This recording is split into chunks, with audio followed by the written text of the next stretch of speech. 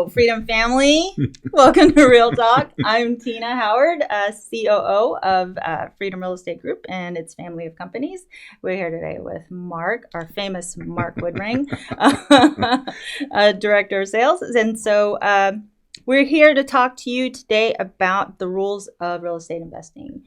These are general rules that you'll hear the longer you've been around in real estate investing, the rules of thumb, the 1%, the 50%, and the 70% rule. Just kind of want to give you a summary about what those numbers mean. So 1% rule, Mark, let's talk about that. Yeah, absolutely. We had touched on this earlier in the vlog. For the 1% rule, that is basically that you are going to collect in rent 1% equal to that of the purchase price. So I believe that the scenario that we used was a $100,000 home purchase, which is, believe it or not, that is real here in Dayton, Cincinnati. Yeah, believe it or not. There are other markets. I just talked to someone earlier this morning, was talking about buying homes in Florida for $300,000. So with that scenario, that would be a $3,000 rental. So with our $100,000 house, with our 1%, we're collecting $1,000 in rent.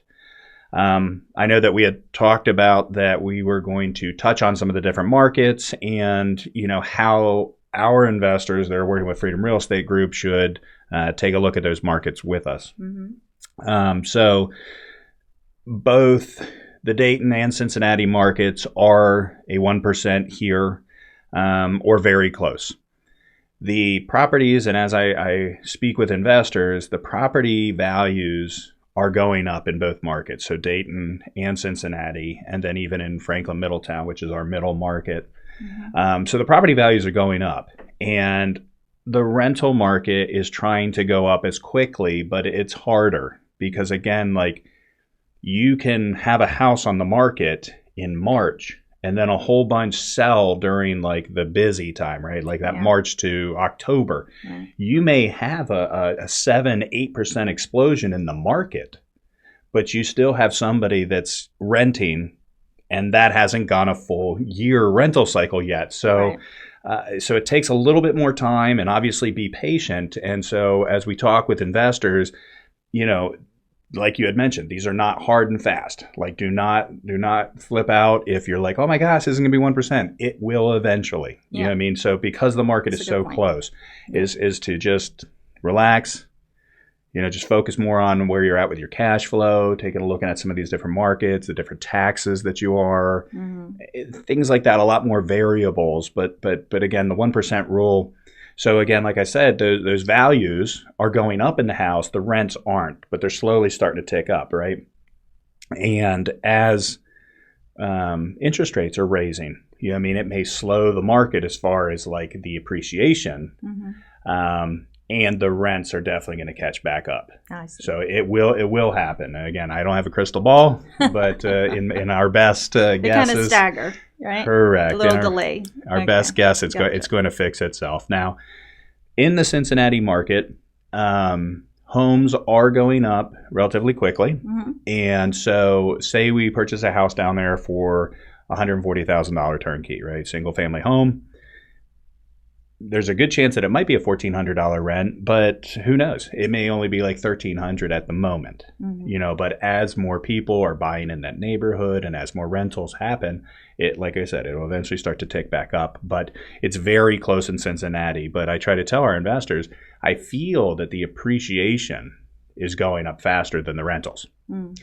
Whereas in Dayton, very stable market, the values of the house are going up.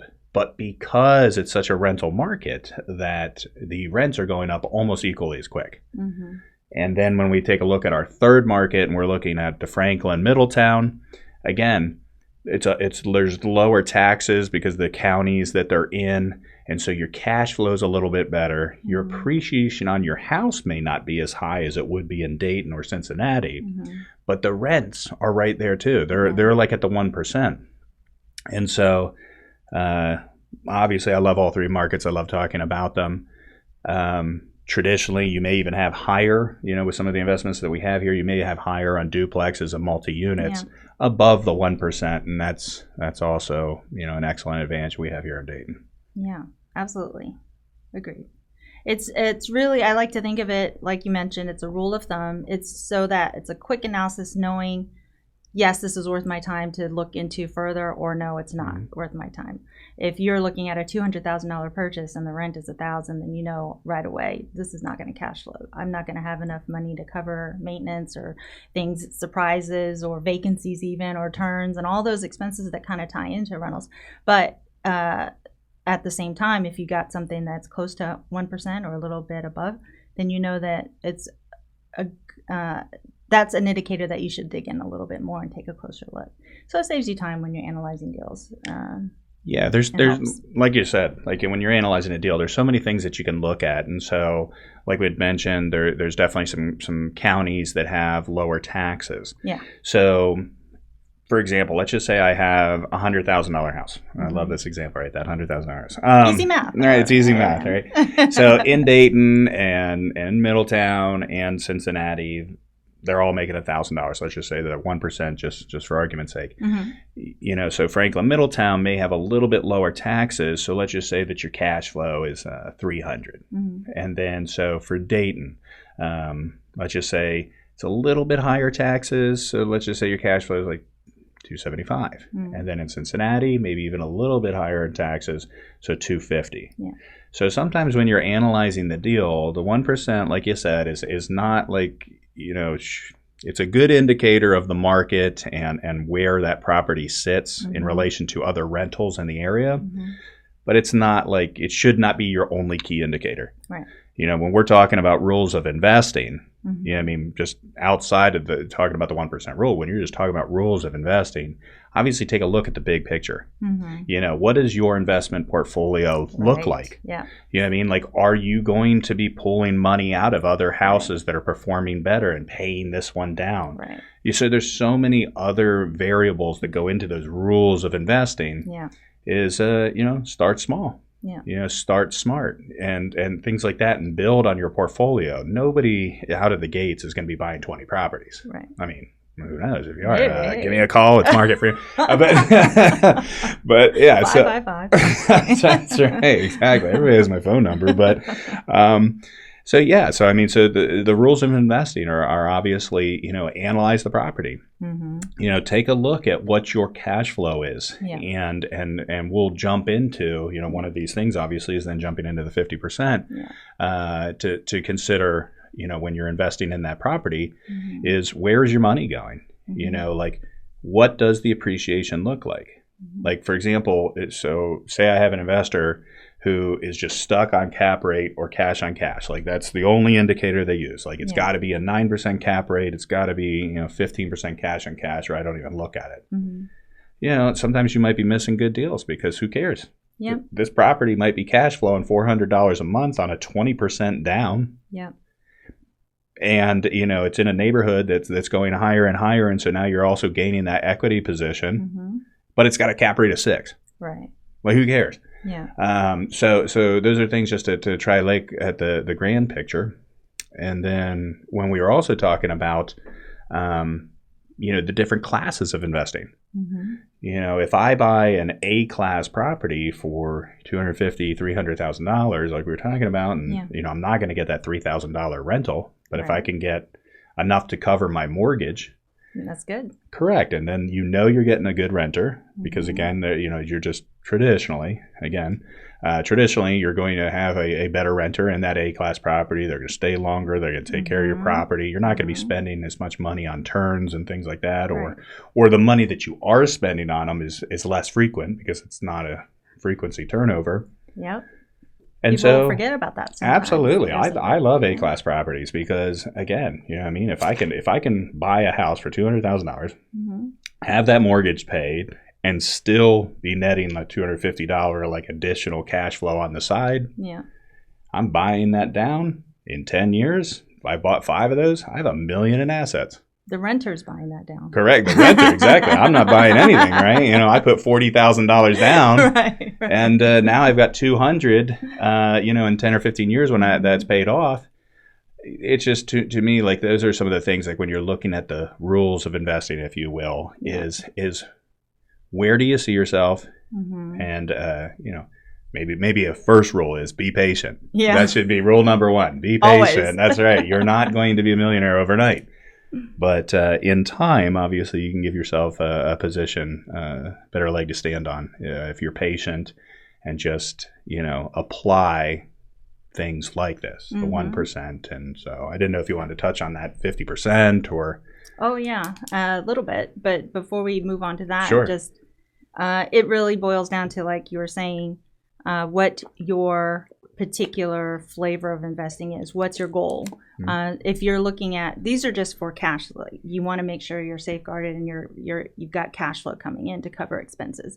But some people, cash flow may not be as important to them. It could be because it's in a good location, or it's a different class of property, or they're interested more as a, you know, tax to help with taxes, or you know, they care more about the appreciation versus the cash flow. So, but the 1% rule is just to make sure you don't hurt yourself, or you know, end up making a wrong purchase decision and limiting your exit opportunities, and you're stuck with the property. So nobody wants that. That's never a good time.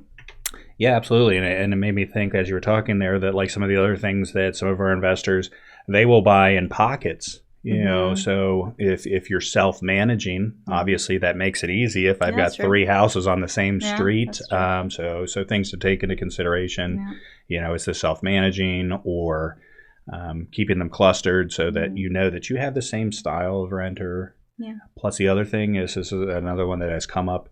Sometimes when we sell personally as a real estate agent, and we put the sign out in the yard and the phone numbers on it, we'll get calls asking, you know, like, hey, are you renting this property? Yeah. Unfortunately, I'm not, but I know somebody that is. Yeah. So we turn that over to our property management, and so we can build our lists for our investors by just being in the market. And so, again, we here at Freedom Real Estate are obviously paying attention to the high level numbers of the, you know, the rules of investing, and trying to safeguard our investors, our clients, for that.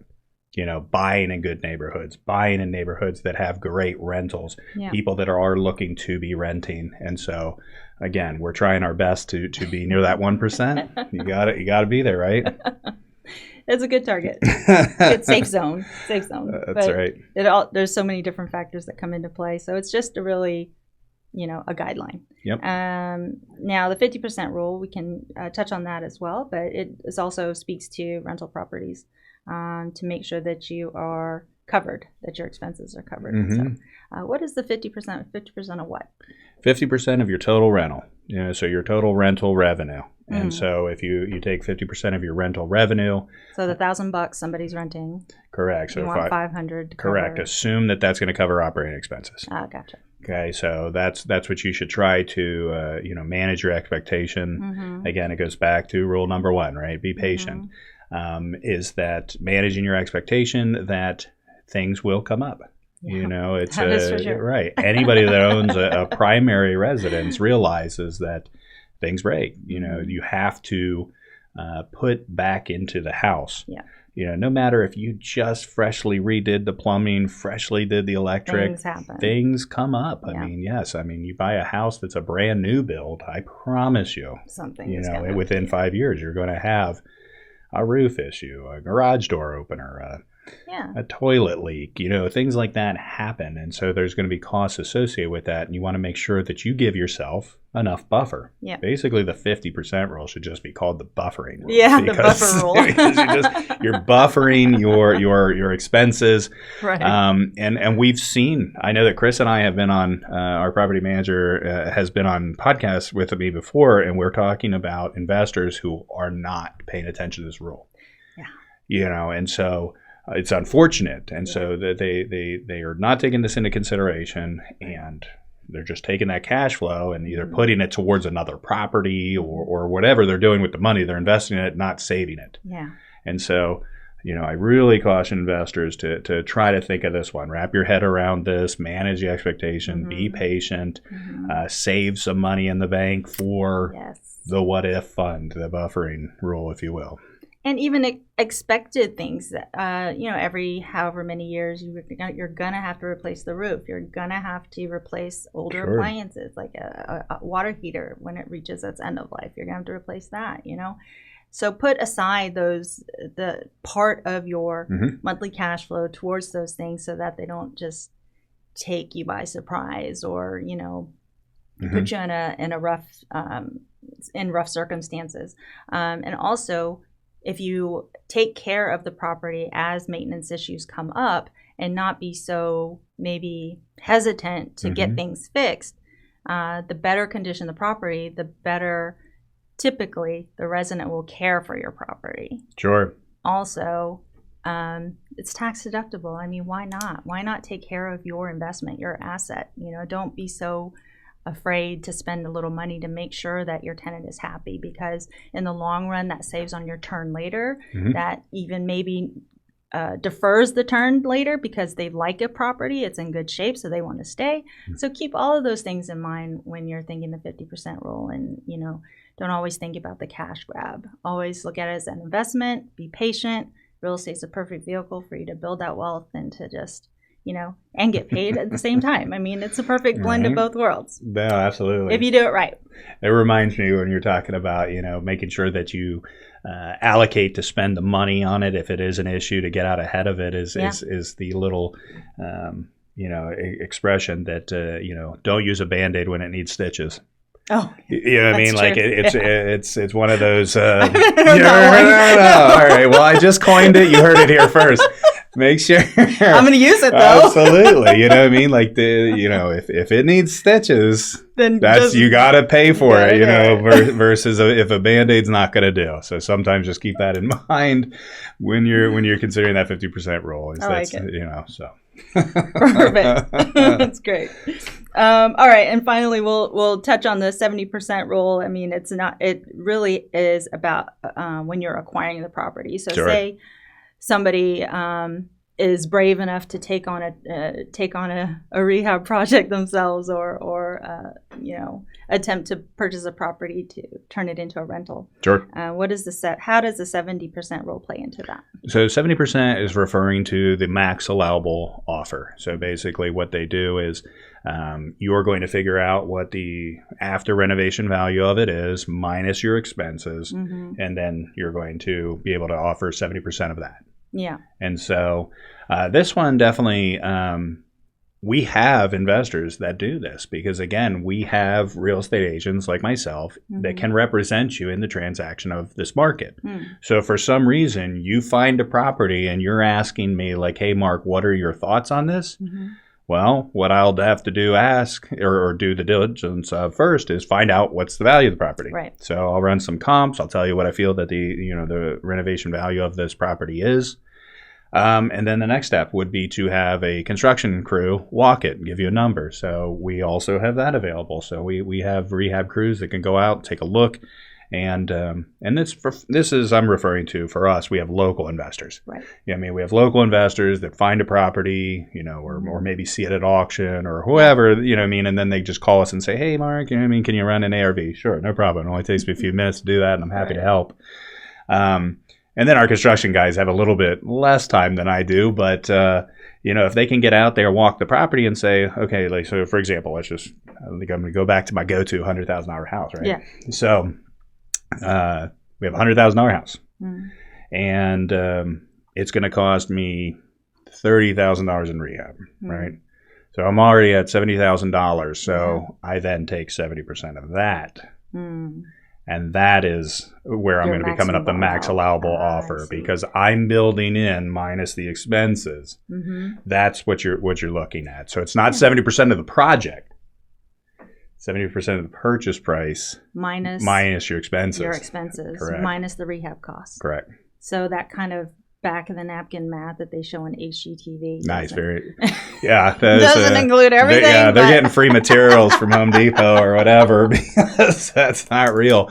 Yeah. So like when you're taking a look at possibly evaluating a property, if you want to get into home flipping or you want to get in, and again, these are basic rules of investing, but I'm sure that if you got on Google for 5 minutes, it'll probably say like the top 5 failures that you have as an investor, and this is it. Yeah, this is where they get in over their head, or they don't calculate for everything. Exactly. This is where your non-seasoned investor will not take into consideration the 70% rule for this, and they get in. They're overextended on what the rehab is, utilities, all the things that you don't think about. If you're borrowing money, something like that, like taking in all of these expenses that you have. That's true. There are so many different expenses that you don't even think about. Holding costs. They don't even think about holding costs. Absolutely. Like if you're doing a hard money loan, if you're doing a loan from the bank, even if you're borrowing from yourself in cash, give yourself a line of credit so that you, in your mind, have that additional expense. That's true.